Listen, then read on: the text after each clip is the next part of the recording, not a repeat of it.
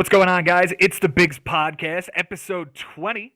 And today we're going to talk about third base. Now, last show I said, this will probably be our last ranking show for a while because we need the CBA to happen. Well, here we are ranking third baseman. So we're still waiting, and we're kind of hoping that it'll happen this weekend. Otherwise, we're going to start missing regular season games, and then we're going to have to come up with more stuff to talk about like we did in 2020. Anyway, we're going to talk third base today, and with me today is from Denver, Colorado, Jason Ashby. Jason, this particular position you said off air that you absolutely hate. Why? It is shallow. Without thinking, on the top of my head, it's got to be one of not the most shallow positions in baseball this season, going into the season. Me and Mike did a couple of mock drafts last week, and third base is just ugly. It's ugly. Yeah. So I'm looking forward to going through these rankings, but I'm not looking forward to drafting a third baseman this year. In your rankings that you have in front of you, what is the cutoff where you feel comfortable with a starting third baseman? You have to have one of your top how many? Probably like 10, 11, maybe 12. That's it. Interesting. With us as well, from northern New Jersey, the only Yankee fan that will ever appear here on this podcast, Mike Haber. Mike, how are you this evening, sir? Doing great, Joe. Nice and relaxed. Thanks for having me. I've been on break this week, so it's been glorious. And yeah, I mean, I'm looking forward to this, but I have to second Jason's sentiments here because this was brutal. It was a rough position. It really is a rough position. We found 30 apiece. I actually went out to 38. There were a few others. Jason, you had to go to 31 because of an omission that we talked about off air. Mike, same question to you with this when it pertains to this position. You have to have one of your top how many to feel comfortable at this position? 8. 8? 8. Wow. I'm putting the number at 19. But all right, let's kick this thing off. Excuse me. Let's kick this thing off. We're going to start with our aggregate numbers 1 and 2. We all had them in this order. Rafael Devers at 2 and Jose Ramirez at number 1. Mike Haber, you owned Jose Ramirez last year. Tell us why this guy's number 1. Tell us something we don't know about this guy. I mean, so he hit in the center of an Guardians lineup last year, with very little protection, and it didn't matter. And he still was capable of close to a 30-30 season with 100 RBIs and 100 runs. Like, he's capable of that regardless of who's batting around him. So, if you put Amen Rosario and Franmil Reyes and maybe Miles Straw and some other guys in front of him, maybe this guy does, like, he's proven it. So he's going to do it again. Mm-hmm. And there's also a chance this guy gets traded. And if he gets traded, I think it only helps his value. So how many people in the Cleveland Guardians lineup can you name right now? Jason Ashby, I dare you to name the Cleveland Guardians starting left fielder according to Roster Resource. Oscar Mercado? Nope. It's a guy by the name of Stephen Kwan. Sure. Yeah, that guy. My next guess. Yeah, of course it was. Jose Ramirez's protection in this lineup is Franmil Reyes, one of my favorite underrated bats in the major leagues. But other than that, it is lefty Bobby Bradley who hits 200. Amed Rosario, unproven, but had a decent season last year. Yeah, but Jose Ramirez, he does one thing that very few at this position do, and it's steal you bases. He stole 25 last year. Jason, you have Rafael Devers at number 2. What do you love about this guy? What's not to love about him? I mean, and look, the thing is, I did have him number 1 for a little bit. And the thing is, I forget, and I think a lot of people forget, that Jose Ramirez steals bases, where Rafael Devers doesn't. But he plays on the Red Sox, so he's going to have run scoring. He's going to have the protection that Jose Ramirez wishes he has. Right. He strikes out a lot, but you kind of take that with all the runs and the RBIs and home runs that he provides. So, I could see him. If Ramirez doesn't get traded, maybe he has a down season. I can see Devers moving up above him. I could see that as well. He's supposed to hit second in the Red Sox lineup behind Kike Hernandez, and then with Bogarts, Martinez, and Verdugo behind him. I could definitely see him moving down in the lineup behind Verdugo at some point, though, and I think you guys would be in agreement on that. I would also like to see him improve in the defense, the defensive side of No things. doubt. I mean, for me, that's kind of the big thing that, the stolen bases for Ramirez is great, but like, that's the big thing, because I think Devers is going to probably hit for a higher average than Ramirez. He did last year. He did last Yeah. year. I mean, Ramirez hit 266, Rafael Devers 279. Comparable on base percentage, comparable OPS, comparable WOBA, comparable home run totals, comparable RBI totals, and runs scored and doubles. Like, the only outliers here are the 27 stolen bases to 5 of Rafael Devers and 143 strikeouts by Devers to 87 strikeouts by Ramirez. That is the two separators that just put Jose Ramirez over the top. Yeah. Now, number 3 is your guys' number 3, but he's my number 4, and it's Manny Machado. We watched this dude help win Ben Nisman a championship last year, and I think we're in agreement this dude is a pretty nice anchor to have. Would you take him above the top 20 picks, Mike Haber? No, definitely not. So you're not making him an early second round pick. Jason, would you do it? No. Given the shortage that this position provides, I'd have to think about it. Because knowing how steep of a drop off and we'll get to it, there's a big drop off. I might consider it. We're talking about a guy who last season, fellas, 28 home runs, 106 RBIs, and 12 steals, a 278 batting average, on base percentage a little bit lower than the guys that we're talking about above here. But there's nothing not to love about this guy. It's just a question of how much are you willing to pay up because of position scarcity. So you guys aren't willing to go top 20, top 25? Now we're talking middle of the second round. For me, that's still a little early because I mean, if I'm drafting a pitcher in the first round, I don't know that I necessarily want to reach for Machado as my first hitter. Sure.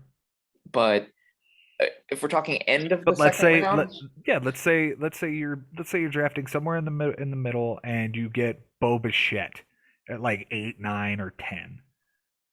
And you come back around and there's Manny Machado. Now the left side of your infield is completely set. He's currently going in Yahoo. His average pick is 28.6. Yeah, and if that's the Yahoo aggregate, like this is what, you're gonna have to reach for this dude. Somebody's gonna do it because of position scarcity. Our number 4 guy is my number 5. Mike, he is your number 4. Jason, number 7 on Austin Riley. Didn't believe the 2021 breakout, did we? I mean, look, he had a great season. The strikeouts, it's a ton of strikeouts, and I don't see that getting better. Not a ton of errors, and he's moving over to first base, so I don't know, what that's going to do for him if in fact he is moving over to first base if they don't resign Freeman. The bat's there. The strikeouts worry me, so I just felt like some of the guys I have above him, I count on a little bit more, but I'd be fine with Riley as being my third baseman. Okay. So he's inside the window, the circle of trust at this position. Yes. So it's not that you don't buy the breakout. You just feel like there will be some regression here. And I tend to agree with you on that. Like, I don't think this dude is really going to hit over 300 ever again. Right. I have no way to believe that. He did cut down on his strikeout rate quite a bit. He's only striking out 25% of the time, which compared to the almost 40% of the time when he came up is a vast improvement. It's trending in the right direction. I don't think he'll ever be a guy to strike out less than 150 times a year. Mike Haber, here's my question to you, sir. Top 3 rounds for Austin Riley? Yeah, towards the Yeah. middle end of third round, I'd drop the him. back end of that area. You Yeah. are getting first base eligibility with him as well. Yeah. I'm interested to see if that plays a factor for Jason, if maybe he would move him up above anybody. But Perhaps. looking at what you have above him, we'll talk about in a moment. The number 5 person on our list, guys, is my number 7. Mike, your number 6. Jason, your number 4. We're talking about Nolan Aronato. Now, I do love Nolan Arenato's price tag this year. I just don't necessarily agree that what we saw in 2021 is something that is going to be improved upon. He hit 255 with a 312 on base. You could pretty much bank on him being close to a 300 hitter with 40 homers and 100 RBIs and 100 runs scored every year in Colorado.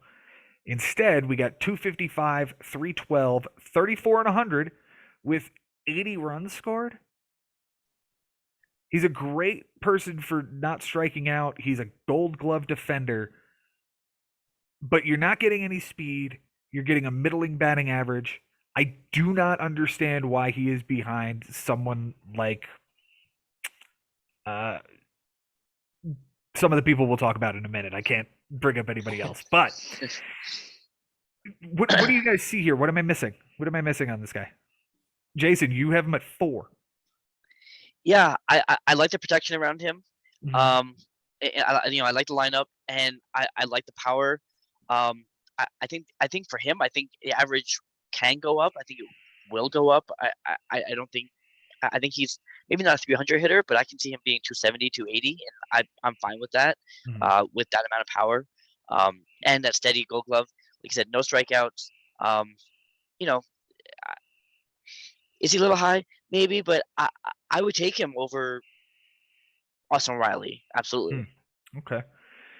The last few seasons of Nolan Arenato's career in Colorado, 2016, 294 average, 309 in 2017, 297 2018, 315 in 2019 with the juiced ball. Then 253 and 255 the last 2 years. 2020 is what it is. Like, all of a sudden, he just became this 250 hitter. I don't like it. And look, if you could promise me he'll come back to the 280, would be fine. Mike Haber, how do you feel on this guy? He's a lifetime 288, so Mhm. I could see him. I can see him hitting closer to, maybe not there, but to that 270, 280 range. Okay, Mike, Yeah, how are you feeling about him? I actually agree with Jason. I see him improving on some of these numbers from last year.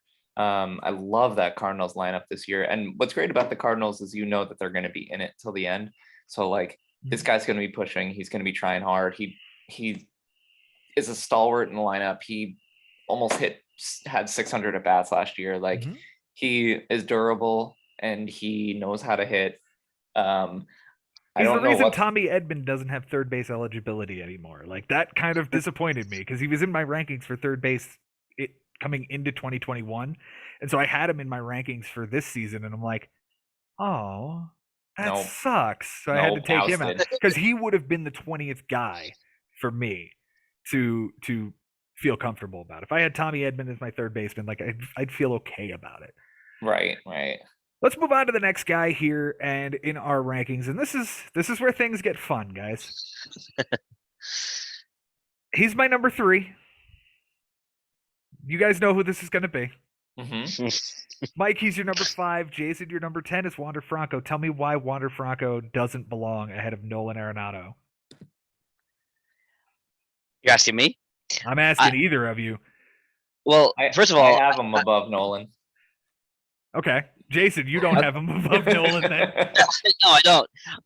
Because I don't know what he is yet. But I will say, I have him much higher up than I did in shortstops. Agreed. So, so give me credit for that. Yeah, shortstops is where I make my stand on Wander Franco. If you haven't seen that, go check that out. It wasn't too long ago. I love this kid. I love everything about him. I just can't put him above two guys, Devers and Jose Ramirez. Like I can't compete with that yet, but I do reserve the right to put him at number one next year because I think he's capable of that. Next on our list is mine and Jason's number 6. Mike, your number 7, a former member of your team as well, Alex Bregman. Talk to me about Alex Bregman and why he took a little bit of a slide for you. It may be a personal issue I have with Alex Bregman, and that's part of it. But we all have those players that like we draft high one year, they screw us over, and they fall in our rankings the next year. Mm-hmm. This is just a result of that. Honestly, I spent a whole year not believing in him, and he didn't follow through at all in where I drafted him. So for me, he's going to be ranked a little bit lower, and that's really all it is. A 270 average, 12 homers, 55 RBIs in 350 at bats. Still had the great on base skill. We did not lose any of that. You know, almost a walk per strikeout and a 350 plus on base percentage. I do like this. I'm with you that I'm concerned about. Like, I don't think we're ever going to see the near MVP season of 2019 ever again. I don't think that's this guy. But I think this is a pretty safe fallback option. Jason Ashby, 5th round. You taking Bregman?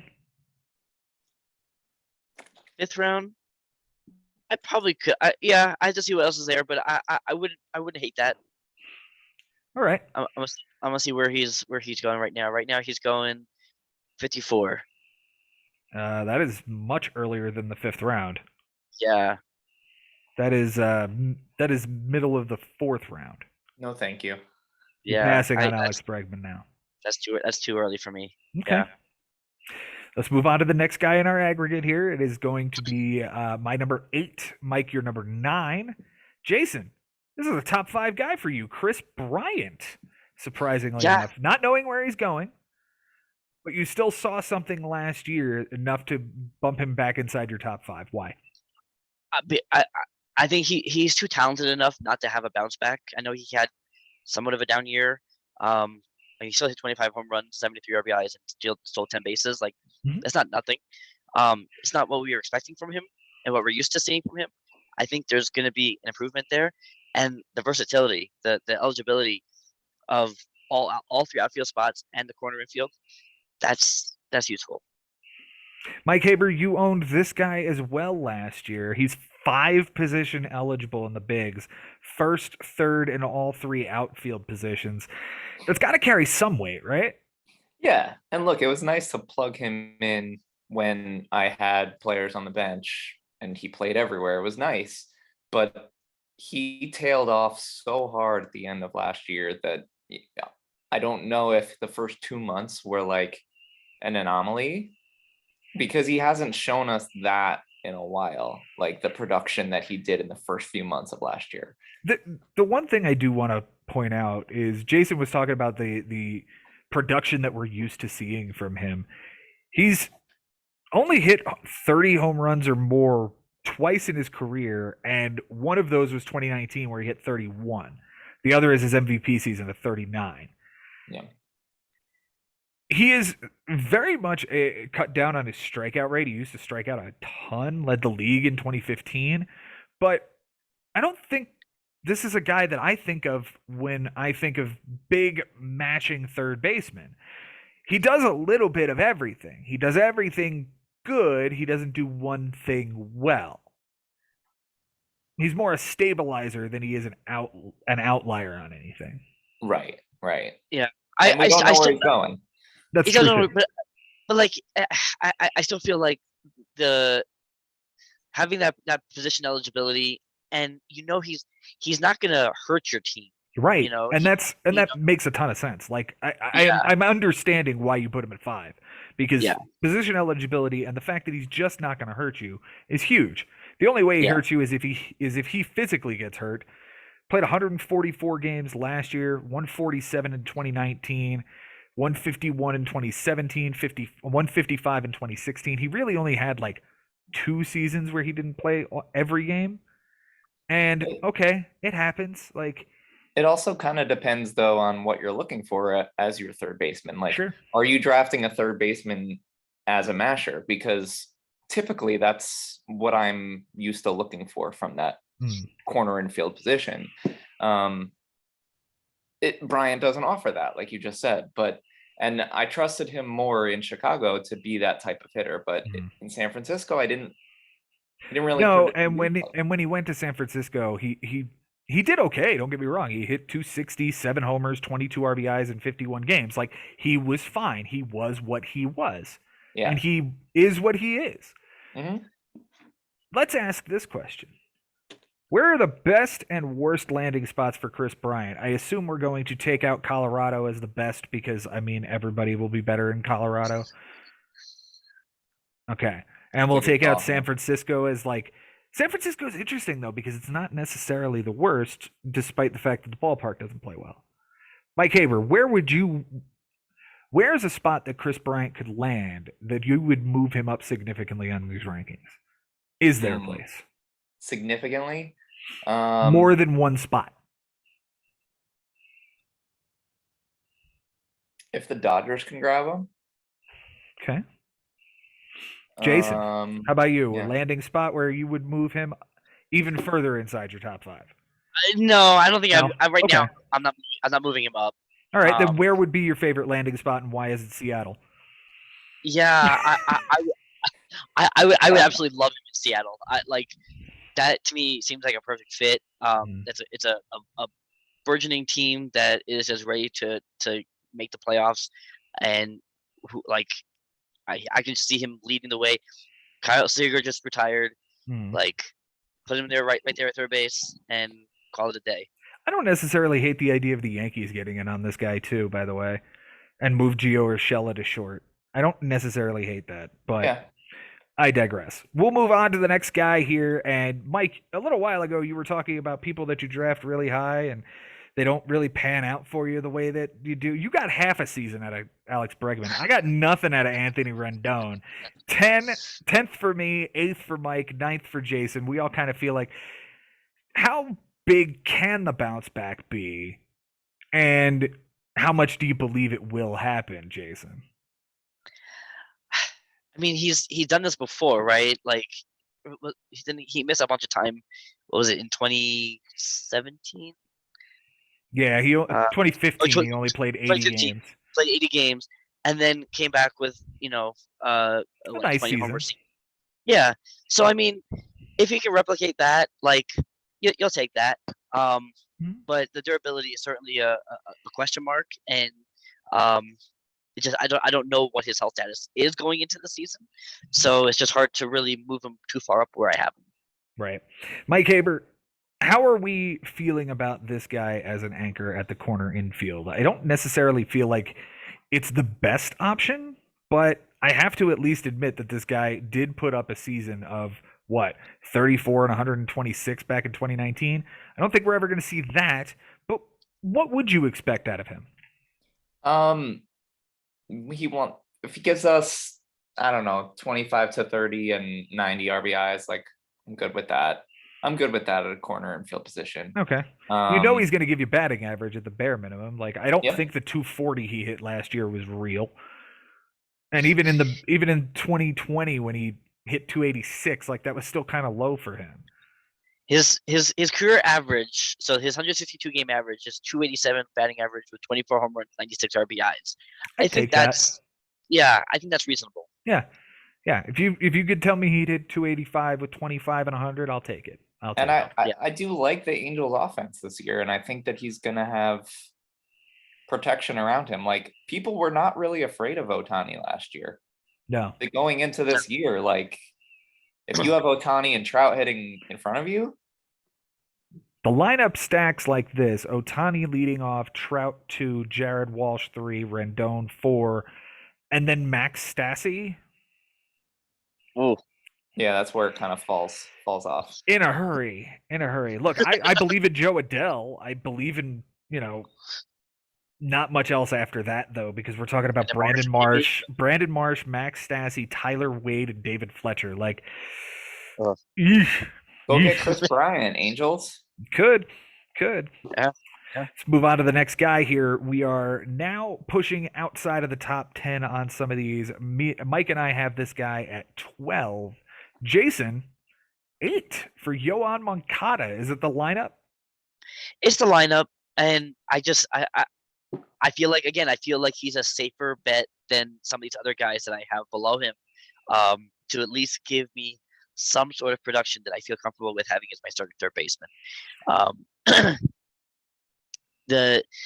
He's got pop. He hit 14 last year. I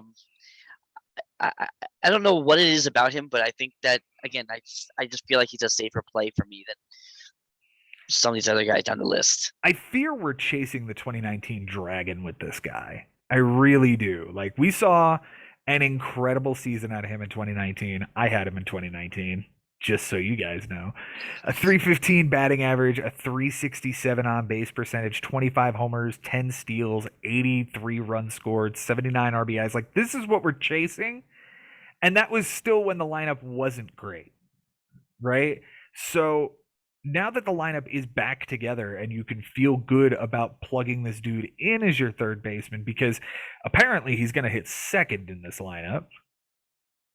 Are we expecting 100 runs scored and whatever he can give us in the other counting stats? Like, you pretty much are drafting this guy for 100 runs, right, Mike? Yeah, you could draft this guy for 100 runs and his on base percentage. Sure. Okay. But that's not what I want in a third baseman. I'm sorry. But I get why you would draft him if you're in need. Yeah. Especially at this point, we're getting toward the end of what you guys are feeling like is your comfortable spot. You have to have somebody in there that you believe in. The next guy might be one of those guys for two of us. Jason is way out on this guy. DJ LeMahieu at the 17 spot for Jason. We've talked about this. Go check out the second base pod. We talked about how bad Jason does not believe in a DJ LeMahieu bounce back. We're going to skip over him and move on to the next spot here. My number 14, guys, Mike, you're 13 and Jason 11. Justin Turner. Here's my fear with Justin Turner is that there are always a lot of moving parts and he never stays healthy. Jason, you like him a bit more though. Yeah, and this is really kind of he's like the last safe bet, just because he's on the Dodgers and he's got the protection there. And we've seen, he can be productive if he's healthy. Obviously, health is a big question mark for him. So if I'm banking on a healthy season from him, but I can see him completely plummeting down these rankings. Absolutely. Mike Haber, you and I kind of see this the same way. We're outside of your realm of safety, right? Like, this is not a dude you would like to see as your starting third baseman. He's not. No, maybe I just don't trust him. Maybe I'm not sure what it is about him, but again, it's not the prototypical third baseman that I'm looking for. I think his power was nice last year, and it was surprising though. Like, I think it's right in line with what he's done in the past. 27 home runs, 87 RBIs, a 278 average, a 361 on base percentage. In 2019, 27 homers, 67 RBIs. In 2016, he had 27 homers, 90 RBIs. 21 and 14. Did he ever hit more than that? No, that's as high as he's ever gone. Right, okay. So this is his peak. So if he gives you 20 home runs and 80 RBIs and 100 runs scored, or I don't know, 85 runs scored like he gave you last year and a good batting average, I think this dude could be serviceable. My fear, though, is that he has an injury and we see Edwin Rios, and Rios kills the ball and he's out of a job. Right. Or the Dodgers flip him at some point as well. I could see that too. Right, and he probably wouldn't have the same success if he went somewhere else. I agree. Can I really quick make a DJ LeMahieu point? Go for it. Before we move on. I want to. So Jason, this is for you because you're so low on him. But the Yankee fan is going to sell you on the Yankee player. Here we go. So you say you feel really safe with Moncada. I'm looking and comparing their two seasons last year, right? So LeMahieu scored 10 more runs. comparable in home runs, RBIs, walks. The strikeouts, Moncada blew DJ out of the water with 65, 70 more strikeouts. And so their seasons were comparable last year, but this was DJ LeMahieu's floor. Well, this wasn't exactly a good season for Moncada either. I would believe that the 2019 dragon that you're chasing with Yoan Moncada is never going to be seen. By that same token, the 2019 DJ LeMahieu is not going to exist again either. Right. And that's the dragon you're chasing with him too. Right. We've seen both of their ceilings at this point, and I don't know. I don't know if it's the lineup I like better with the White Sox and the Yankees. But I don't know what the age difference is, but I feel much safer with Moncada than I do with LeMahieu. Okay. DJ LeMahieu, other than the 26 homer season in 2019, never hit more than 15 home runs in a season. Yoan Moncada, on his bad year, just hit 14. Okay. Yeah. I don't think we're getting 26 and 100 out of LeMahieu. I don't think you'll ever see it again from him. Yeah, probably not. Let's move on to the next guy here. This is the guy that Jason did not have in his rankings to start today, and we had to have him add it, which is why he has 31.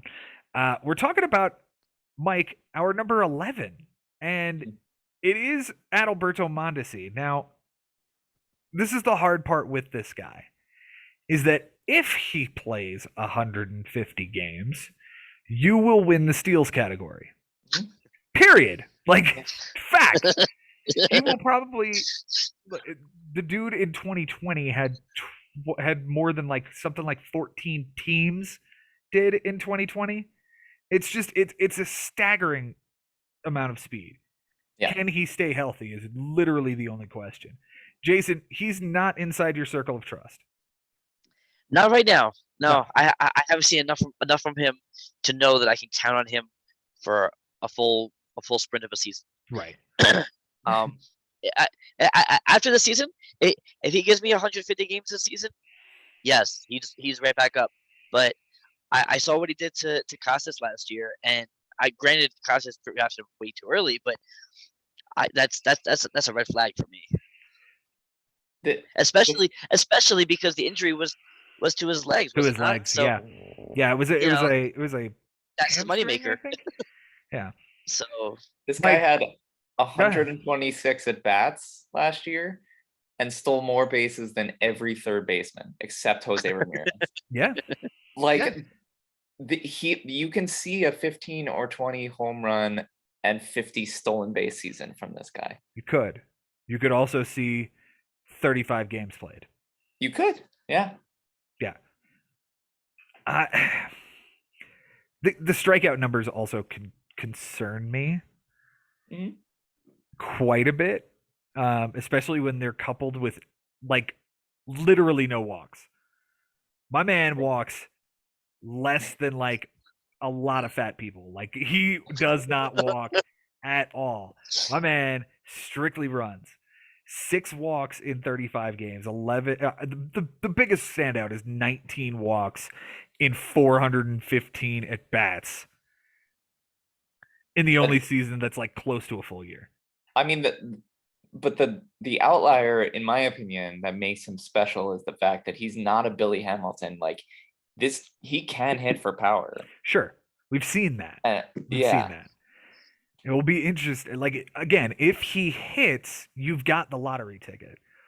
The question is, where are you drafting him? Jason, look up for me where he's going right now. I read your mind. 74.5 right now. 74. So we'll call it 75. Guys, that's the 5th round. I can't do that. You can't do it, can you? That's early for me too. Yeah. All right. Not for somebody who's so one-dimensional. Yeah. Like that. I hear you. You guys seem to love our next guy. He is my number 20. He is just outside of my circle of trust. But you guys have him at 14 and 12 respectively. Ryan McMahon? What has he done to prove anything, Mike Haber? He hits in Colorado 81 games of the season. That's what he's Did done. you look at his splits? You did Go not. ahead, I'm ready. All right, here we go. Away from Colorado, 227 batting average, 317 on base percentage, 11 homers, 40 RBIs. This is all last year, obviously. In Colorado, 278 batting average, 343 on base percentage, 12 homers, 46 RBIs. He's the same hitter for power, and that's kind of what you want, is to have a guy who does really well when he's there and does well away from there. But this dude could barely hit on the road. So, like, yeah, he's going to hit home runs. Okay. But if you're going to tell me that this dude is going to hit, what did he hit last year? 254? No. 254 with what, 20 homers? If it's a Colorado guy, I need more than that. I mean, he's got second base eligibility also, which makes him pretty valuable. I could see him getting up there above 23 home runs and getting close to 30. Where would he hit in the lineup that you would feel best about? Third or fourth. So where are you putting Charlie Blackmon and CJ Cron with him? Cron probably 4, Blackmon 5. And McMahon 3? Yeah. Right now it's the other way around. It's Blackmon 3, Cron 4, McMahon 5. So that means that Connor Joe is protecting him. Oh. Uh-huh. But you know what? I still think the Rockies are going to go out and get somebody when this freeze is over. They're said to have money. They're said to have money. They have done nothing forever. I know, but I still think they can go get somebody. He doesn't make a ton of errors. He's a good defender. I don't hate him. He's just outside my circle of trust. I can see him going above Justin Turner if Justin Turner has another injury-plagued season. So yeah. Okay. I'm on the fence with McMahon. Okay. I think I am too. I just want him to prove it to me. Like, show me that there's 30 homers in your bat and not 24. Yeah. Because if 25 is the ceiling, I'm out on it. But if you can show me that there's 32 in there, I like it. The next guy is a guy that can hit more than 32 home runs. In fact, for a while, he was one of the best bats you could find in fantasy baseball. Guys, he's fallen quite a bit lately, especially due to injury. Now the team around him sucks. It's Josh Donaldson. We've got him at 15 for me, 15 for Jason, and 16 for Mike. Why isn't he a guy that you guys could trust? I guess it's just the injury history here. I mean, he's played 155 games in 2019 and 135 games in 2021. How many games before he would be like, if I could promise you X number of games in 2022, how many would you want? Jason? Yeah, I probably would want at least like I'd love 150. 150? Okay. But if the thing is, and he's basically Justin Turner, not on the Dodgers for me. See, I know his power is so much more than Justin Turner's. Yes, but in terms of durability and his age, he's going into his age 36 season. Like, I don't see him aging well. I mean, he's probably going to be at least a part-time DH for them now. There's no Nelson Cruz there. Miguel Sano is probably going to take the bulk of the experience there, but he plays first base, and he's a passable first baseman. I mean, he's probably a more passable than, some guys that are going to play first base. Like Tommy Pham is talking about playing first base now. Only for the Rays, though. Yeah. His spot in the lineup is pretty safe. I've talked about that. The Twins lineup isn't as bad as you guys think. It's got Luis Arraez, Byron Buxton, and Jorge Polanco in front of him. And Max Kepler is a hell of a lot better than some of the names that we've already talked about, protecting some of the guys you have above him. I'm making a case for Josh Donaldson here, guys. Yeah, but you'd be comfortable with this guy as your starting third baseman going into the season? Yes. Okay. Because I know what I'm going to get. I'm going to get a 250 average. I'm going to get at least 25 home runs and at least 75 RBIs. Yeah. Like, if he stays on the okay, field, yeah. Where is he Yeah. going in the draft? I just looked it up. 210. Thank you. Get out of here. Like, this dude's safe. You can go get him that late. All right, we'll move to the next guy. I just made a case for Josh Donaldson in the year of our Lord 2022. This is a guy I do like, and he is the second to last guy in my circle of trust. And I'm not entirely sure that. Here's the thing. Jason, you're really high on him. And Mike, you're at the same spot I am, but I'm sure we don't have the same opinion of him. Hymer Candelario. I feel like this dude is this close to a breakout. Mm. Let me ask you this question. The Tigers acquired Hymer Candelario from the Cubs. Do you remember what the deal was? Where's Ben when I need him?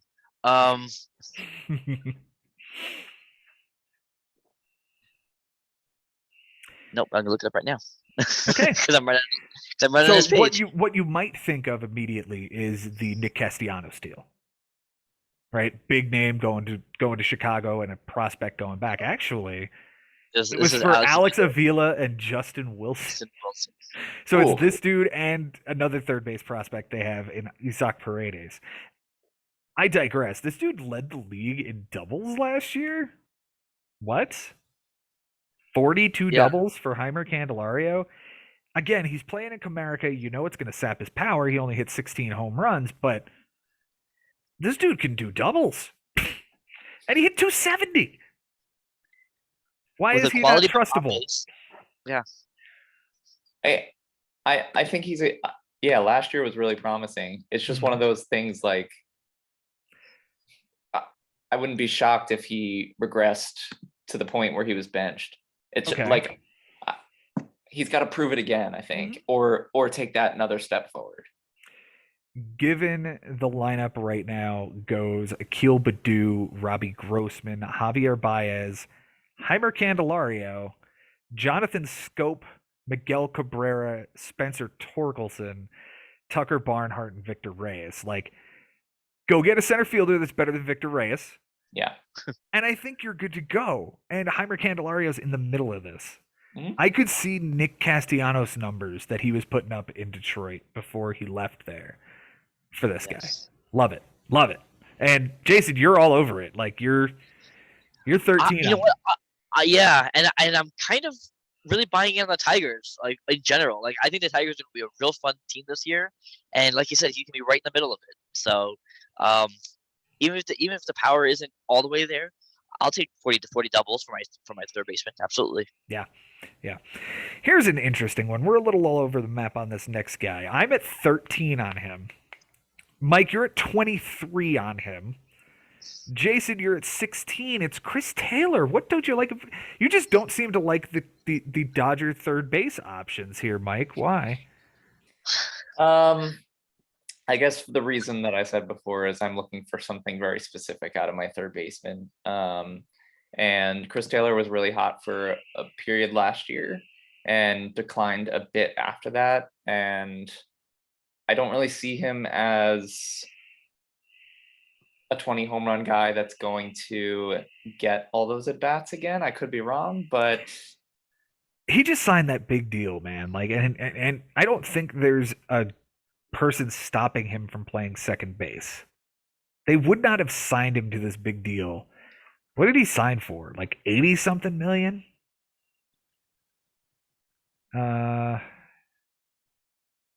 He signed December 1st and the lockout was like December 3rd. Yeah. Good for him.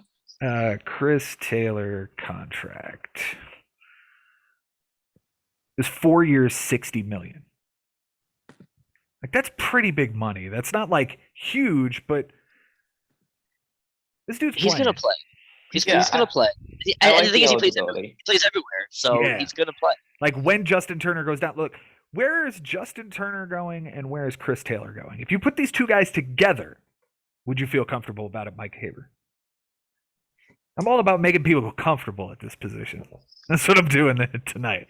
You mean like platoon these two for third base? In theory, you could play Chris Taylor anywhere else, and Yeah. Justin Turner's your third baseman. And then when Justin Turner gets hurt, because you know Justin Turner's going to get hurt, you do exactly what the Dodgers will do and play Chris Taylor at third base. I like it. Realistically, though, if I'm drafting one, I'm probably not drafting the other. What do you got for draft positions here, Jason? All right, so Justin Turner is going 144. Okay. Let's call it 145. 145. That is the beginning of the 9th round. And Chris Taylor's 130. So just a little bit before that. Yeah. End of the 8th round. Yeah, that's kind of my Roughly. issue. I don't see myself drafting these two guys back to back. Okay. Fair enough. Let's move on to the next guy here. And this is a guy I was shocked when I saw this dude so low on Jason Ashby's ranking. I know who it is. You do know who it is. We talked about him a lot. I think it was the second base pod as well. Was your love for Ty France. You've got him at 22. Mike and I have him in the mid-teens. What happened? Well, I don't know. I'm very much on the fence with him. I know I love for him in second base. The more I thought about it, like, we really don't know what he's capable of. Like, we've just one season, one full season of play to go off of, and where do they have him pegged right now to play? They have him playing first base. They have him batting Yeah. fourth between Haniger and Kellenic. It's not terrible. It's not terrible at all. Yeah, This is yet another honestly, guy that if I have to have him as my third baseman, I would feel comfortable with this. Yeah, I can move him up. I'm gonna move him up right now. All right, let's see where he's going. 32 doubles too, and 291 average. Yeah, like, dude. Yeah. I don't know if the batting average is real. I will admit that. I don't know if that's real. But if you're going to tell me that this dude can hit 20 homers and 75 RBIs and 270, 260, I'll take it. He only struck out 100 times last year too. Yeah. I moved him above Donaldson here, right above Donaldson. All right, so now he's your number 15. I like that a lot better. That's right where we had him too. All right, Yeah. The next guy we have on the list is the last guy I feel comfortable having as a third baseman. He's my number 19. Mike, you're 22. Jason, you're 14 on Eduardo Escobar. Hi, is that a Mets homer pick? I feel like Ty France should go in front of that guy. I feel like Josh Donaldson should go in front of that guy. Like, I mean, he might be a little bit of a homer pick, but I mean, he did hit 28 home runs and 90 RBIs and played half of his game with the Diamondbacks. Like, he's not nothing.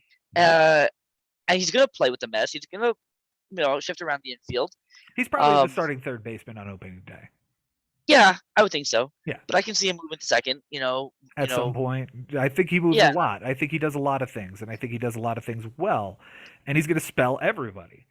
Mike Haber, you're really low on him. Do we not? But I will grant you that the 35 and 118 in 2019 is the dragon you're chasing, and you will never get that again. Mhm. But Yeah. what's wrong with the season he just put up in 28 and 90 with a 250 Oh yeah, no, batting average? there's nothing wrong with it. I feel like with this guy, I'm always waiting for the decline. Like every year, I'm like, okay, he did it last year. He can't do it again this year. And then he gets close to it, and he did. Going to the Mets and his first year there. I mean, he may struggle at the beginning with the New York drama. I don't know, Mhm. but He is slated to bat 7th in their lineup. It's not ideal, but Mhm. it's an amazing lineup. He's going to have Yeah. Jeff McNeil and James McCann behind him. It's, again, not ideal, but I could see him moving around the lineup just as much as I see him moving around the infield. And the thing is, I mean, obviously we're speculating, but they're not done. Right. Making Right. moves. So Right. And This is why he's the last guy for me that I feel comfortable with. I feel like he's going to get plenty of playing time and the opportunity to succeed. Beyond this is like, all right, now I'm taking questions. Let's move on to the next guy here. He is outside my circle of trust at 24. Guys, 17 and 18 respectively on Bobby Dalbeck. Mike Haber, you are the highest at 17. Why? I like Bobby Dalbeck a lot, and going into last season, he was my sleeper pick. And I just don't see it. Like it's empty power. I don't. Yeah, okay. His strikeout totals are disgustingly bad. Ew. And he does not walk. I mean, he walks a little bit more than Alberto Montecy, but that's not saying much. Right, but he's still a young player that is new in their system, and as guys get more experience, they improve on the walks and the strikeout ratio. And I think that this guy has a ton of raw power. I could see him going off for 35 home runs this year. Okay, that is in bold. Boston. Could see it. 35 home runs for Bobby Dalbeck. That is a big, big number. I'm just going to tell you that they have him slated to hit sixth. You're going to say the sixth hitter in Boston is going to hit 35 homers? That's bold, man, especially from a Yankee fan. Jason, are you going to go with him on that? I mean, 35 might be a little. I can see 30. I can see 30 for sure. And again, yeah, and he's hitting six, and I think he's a good enough hitter to say that's a good sixth place hitter in this really deep lineup. Yeah. So yeah, I can see him having a big season. The strikeouts are going to be there, but they're there for a bunch of these guys. Austin Riley's got strikeouts. Like, these guys strike out, but I like what his potential is. Yeah. Sorry, I had to cough, and I wasn't going to do that on the air again. Let's move on to the next guy here, and we're going to talk about a disappointing guy for one of my co-hosts here. I'm actually pretty high on this guy. He would actually fall inside of my circle of trust. I have him at 17. Mike, you have him at 19. Jason, you traded for the guy, 25 in your rankings. Matt Chapman. I really hope this dude gets traded. What about you? Yeah, and I hope he sheds some of those strikeouts too. I know we talked about, everybody strikes out, but he's the only one on my list anyway that struck out 200 times last year. I'm willing to believe he's one of very few batters overall that struck out 200 times. Think about what it takes to strike out 200 times in a season. You have to play a fucking ton. And B, be in a position where the manager isn't going to take you out for going, 0 for 9 with 7 strikeouts in a series. He was second in the league in strikeouts with 202 behind only whom? Mike Haber? Joey Gallo. Of course. Joey Gallo had 213. So I could see him being on the move, obviously. The Oakland A's are looking to move people. I could see a nice bounce back here. And what you're not going to see is any errors. He's an incredible defender. You know he's going to be in an advantageous part of the lineup because he does have a good amount of power. Where would be a good landing spot for Matt Chapman, Mike Haber? Oh, man. Hey, would the Mets take him? I mean, we've got Eduardo Escobar, J.D. Davis, and Robinson Cano, and Jeff McNeil is a 4-man platoon for second, third, and DH right now. Yeah, true. What about the Phillies? That's where I was going. You can see it. It especially mid-season. If Alec bombs again, or you just move Baum over to first base, put Rhys Hoskins as your DH, do it up front. Yep. I like that one. The only other one I'll add is the Blue Jays. Yeah, that's an interesting one, right? Because Toronto feels like they're set at everywhere. They have a masher at everywhere except catcher, and then you look at their third baseman, and you're like, What is a Santiago Espinal? Yeah. What about the World Series champion Braves? I guess that's an option if they lose out on Freddie and move Riley to first. Then yeah, I guess that makes a lot of sense. I could see that, and all it costs is assets rather than a lot of money. Yeah. All right, the next guy in our aggregate is a disappointment all the way around in the 2021 season. He played some shortstop, and it was disgusting, and they eventually moved him back to third and then started platooning him with a guy who's not on our list. Eugenio Suarez, 27 for Jason, 24 for Mike, 23 for me. Do we even want to talk about this dude? Like, isn't this Maikel Franco? Like, how does this guy have a job and Maikel Franco doesn't? Because this guy is 2 seasons separated from 50 home runs. Yeah, 2 seasons ago it was the juice ball, and he plays in Cincinnati. I'm not surprised. Adam Dunn was doing the exact same thing. Yeah, I mean, that's why he has a job. Wait. Chris Carter was doing this 5 seasons ago, and Chris Carter doesn't have a job anymore. Yeah. I am out. No, he's bad. Yeah. Bad. And yet Cincinnati is still going to like run this dude out there at third base every day and bat him fourth. No thanks. And he is signed through 2024 with a 25 team option. The team's not picking up that option. Good for him though. He got his paper. We'll move on to the next guy here. Interesting name that pops up here. Luis Urias of the Brewers. He had a nice season last year. None of us really believe in it. He just sits inside or around the 25 spot for all 3 of us. Nice backup, I assume, Jason?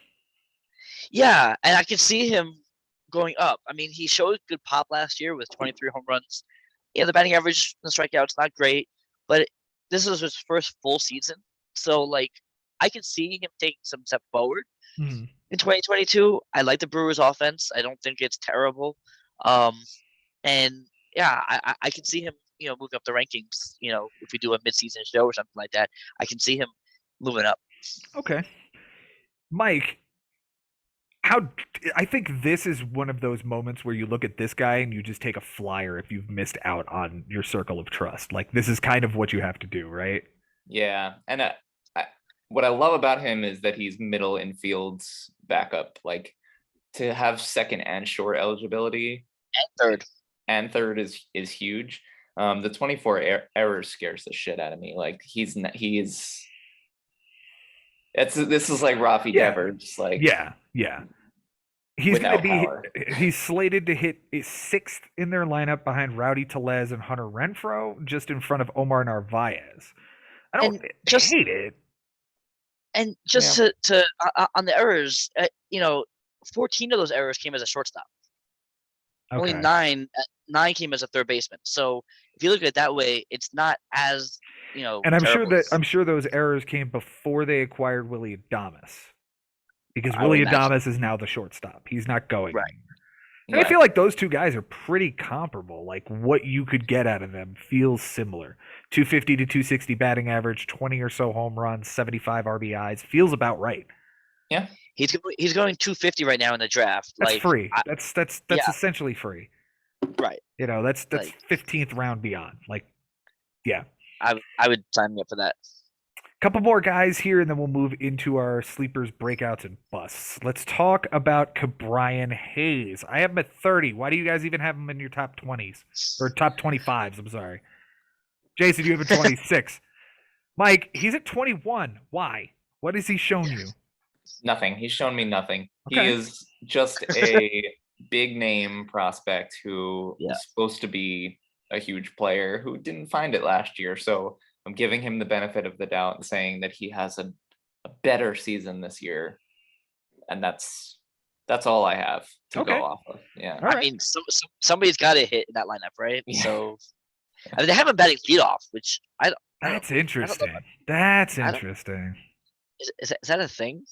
It might be. I mean, he's 24. He can steal some bases in theory. Like, he stole 9 last year. Maybe they like his on base percentage. 316, not great. But who else are you going to put up there? I think O'Neal Cruz could find his way there eventually, but we'll see. Yeah. We'll see. Let's talk about Evan Longoria for the San Francisco Giants. We have 28 for me, 28 for Mike, and 30 for Jason. Any interest as like a bench piece? Because truthfully, I feel like this is the kind of guy that floats out on the free agent wire all year long. And I feel like I feel like he's somebody I put a plug in my lineup when the Giants are here in Colorado. You know, and they're gonna be here a bunch of times. So like, he's somebody I keep around for that, or you know, if they're in a good ballpark. But if he's raging hot at the moment, you know, but yeah. My expectations for him are not very high. We're spinning in Mike Haber's bedroom. What's going on? Yeah, no, I'm gonna have a special guest, but she's camera shy. Oh, I see. Very well. Very well.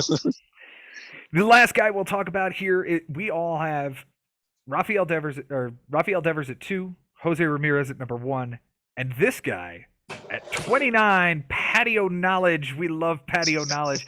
Lots of strikeouts, not very many walks, lots of home run potential, and he's probably going to get a ton of playing time. So at the end of a draft, I think this is the kind of guy I would go for. Doesn't he have first and third eligibility? Yeah, first, third, and left.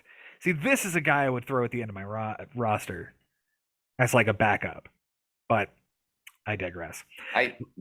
30 home runs, maybe. Maybe. It feels like you could see that. Like they're gonna give this dude enough run and he's gonna hit 5th. Like it's not. Clint Frazier is scheduled to be the Cubs DH. Ugh, why? Well, here's the thing. They've kind of assembled this team of like past prospects, right? Like Wisdom was big in the Cardinals system. Schwindel has been in the A's and the Mets system and the Tigers system. Frazier, obviously. You know, Madrigal from the White Sox system. Like they all of a sudden put a whole bunch of young but not really young dudes together. Maybe Ortega too, who's been in the minor leagues for a while, who came out of nowhere last year. Yeah. The old man on the team is now all of a sudden Jason Hayward at the ripe old age of 32.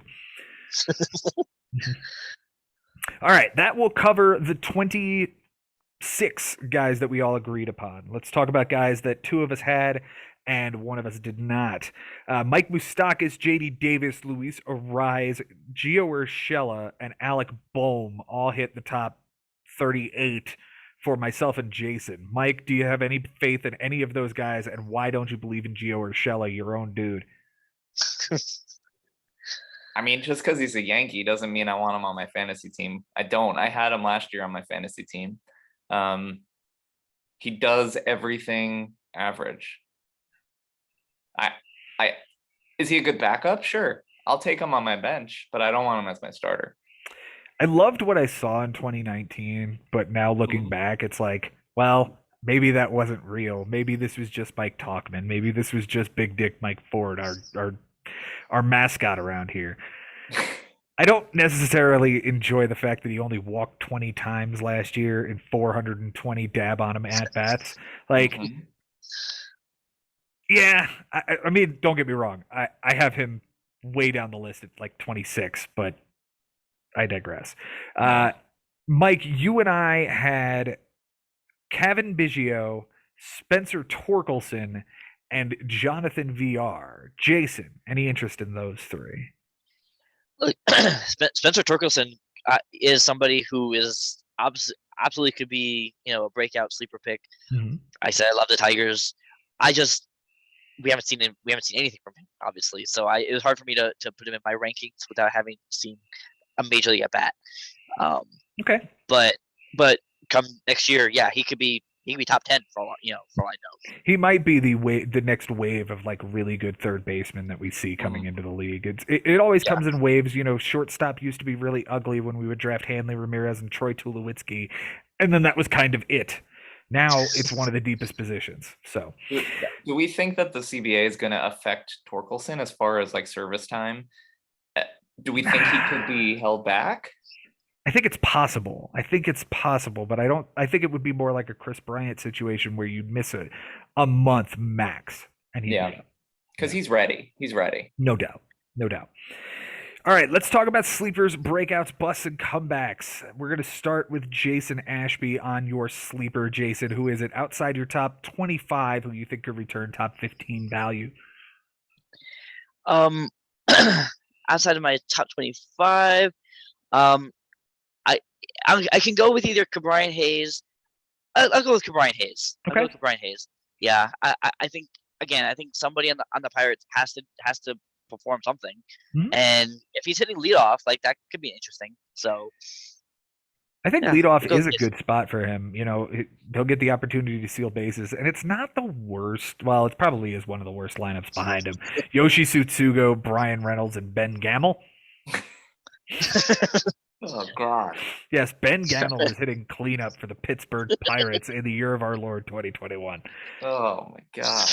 Mike Haber, let's talk about your sleeper here. Well, Jason took mine, so I'm gonna go with Jonathan VR as my sleeper.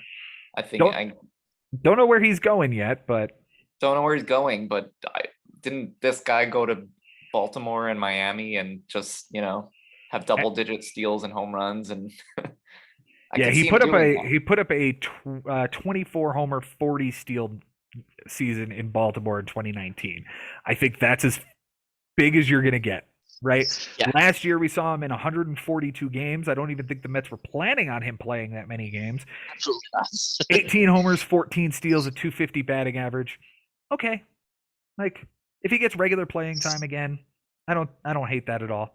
Yeah. My sleeper here is going to be, well, if it's outside the top 25, I can't use Hymer Candelario, which was going to be my answer. But let's look. Kevin Biggio's in a really nice lineup, and if he's anything, we're gonna. It's a make or break season for him. It really, really is. Like this is the guy that they need to step forward, or they're just gonna go find somebody. They can't live with this anymore. They can't live with him as a third baseman that doesn't produce. Let's talk about the breakout, the guy that will be a top tier type third baseman next season, Jason Ashby. Yeah, I'm gonna go. I'm gonna go here with Bobby Dalbeck. Come on, Jason. And so is Mike. You guys love this kid. I do. And it's weird because we've only seen a season and a half worth of games from him, but I really think that in that Red Sox lineup, I think he can have a really strong season. So, and he's still young. He's breaking out.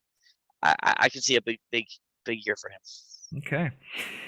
Mike Haber, do you just want to echo what he just said, or do you want to try for another person? I'll throw Spencer Torkelson in there. I think we see a big season from him, and I think he could be a top 7 to 10 third baseman going into next year. I think that's a realistic expectation for next year. I wrote Wander Franco down here. I'm not going to gush over this guy again, but if I have to pick somebody else, you know what? Give me Ty France. Like, let me see if this was real, and if it is, I think we could see more of it. I think we could see pushing 30 homers.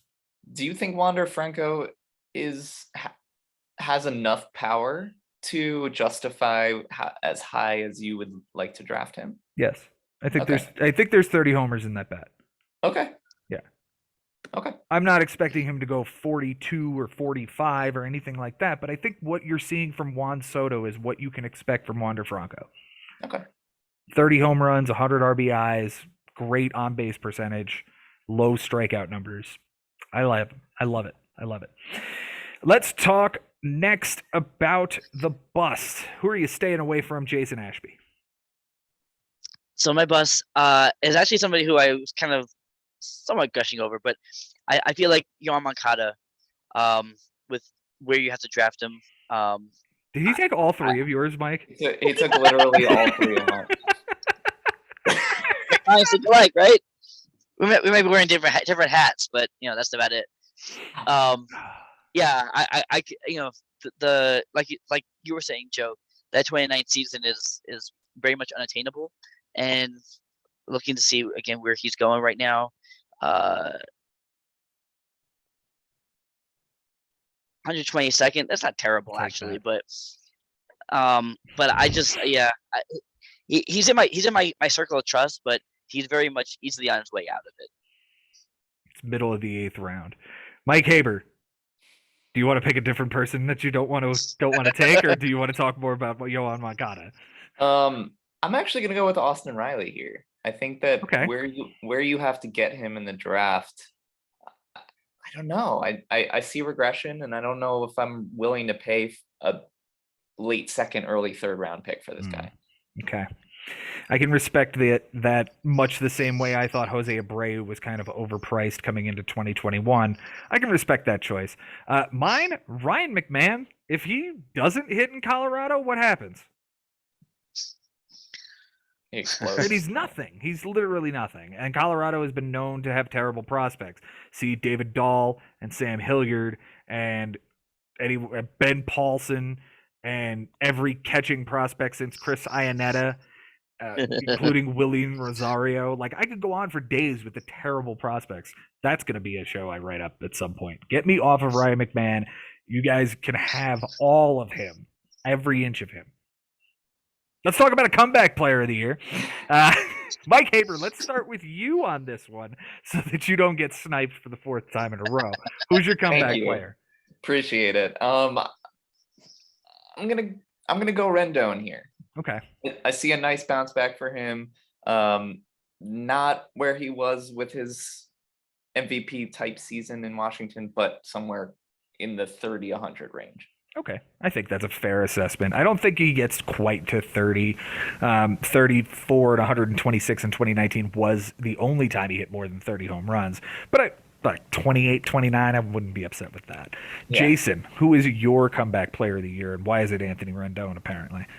You know what? There's definitely a few. Rendon's definitely one. Chapman's got to be one. Mondesi. But I'm going to go, and this might also be considered a sleeper too, is Carter Kieboom of the Nationals. Wow, that's deep. Okay. Yeah. He was on like the list of guys that I had ranked, but I like sort of just pushed him off at like him and Yandy Diaz and like a couple of other dudes. But he's 24. He's a 1st round pick. He's going to get all the playing time right now. Nationals are not going anywhere. So they're going to give him the leash. Like, why not? I don't know what he's capable of, but it's got to be better than the 207, 301 we saw from him in 2021. And now that Rendon's not there, Josh Harrison's not there, he can play third base and see what he can do. He has had a full season of at bats 0 times in the major leagues. He's had 355 at bats, and people are giving up on this dude. I could totally see this as like a 22nd round pick that returns you like 20 homers. And you're like, thank God I had that guy because I drafted fill in the blank with random guy here who gets hurt. Right? It could be a savior for somebody. Josh Donaldson, yeah. Or somebody else. Guys, my comeback player is somebody that I just listened to the two of you absolutely just smear his name all over the place. And just were like, this guy is no good.